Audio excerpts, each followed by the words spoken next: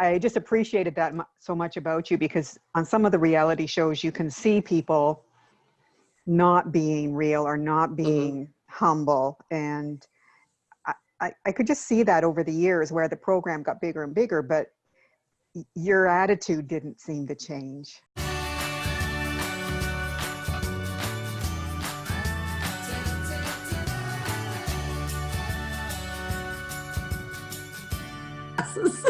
Have I been saying it all the way back then? Yes. Oh, that's sad. Oh dear. Yeah, that is an oh dear. That is sad. That is real sad, you know. No, but well, it's one of those things, like it, you know, when you've been doing the show as long as I have been doing, since what, about 2004. And now at this stage in doing it, I'm like, gosh, I think I need to, oh, I know why, the camera's up high or something. Anyway, it's like anything about your life. I'm like, well, is this something they're going to want to film? Like, okay, yeah, I'm going to the eye doctor, no big deal. But people just like to see those like real life things, because so many other people may be going through it. I don't know. So I'm like, yeah, I was just going to say, I think it's great when you show real life stuff, because as you can see, I've already gone through that part. And I was going to not wear my glasses, and I can actually read the questions, but. Oh, what questions? You got questions? Well, I have 3 or 4 questions from the group for you. Oh, so, good. No, no, that's excellent, man. I think that's great. I didn't know what you had in mind until yesterday, so just threw it out there. And good. Yeah. No, I think that's great. First of all, Lisa's been telling me, you know, about your group and everything. And I will have to admit, see, like, I can't even see I see myself, but it's not clarity. Anyway, Lisa was telling me, you know, about the Facebook group and everything. And I will have to admit, it is kind of odd to like have people like, number one, be a fan.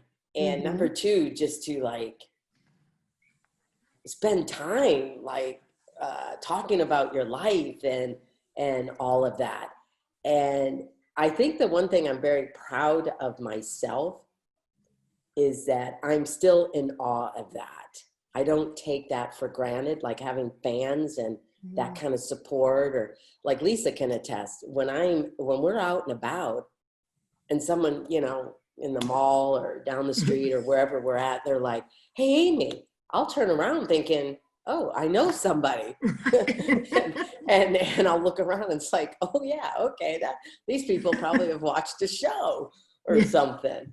That I haven't settled into to a point after all these years that I expect that to happen, or I have these certain expectations just because I'm on television. And I pride myself in that, in the sense that I think it's kept my feet on the ground. It's kept me humble and just trying to focus and doing the best I can. Wouldn't you agree, Lisa?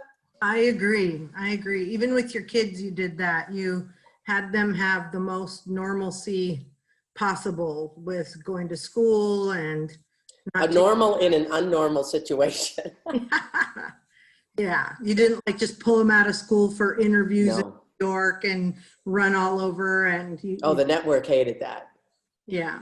You know, in the early years, you did a lot more, or you could have done a lot more, like PR, you know, and everything. And my kids went on like 1 or 2 of them, and they're like, no, we don't want to go that. We fly all that way. We got a homework to catch up on. And we're there for like 2 minutes. They're asking the same darn questions. And then we fly back home. It's like, they hated it.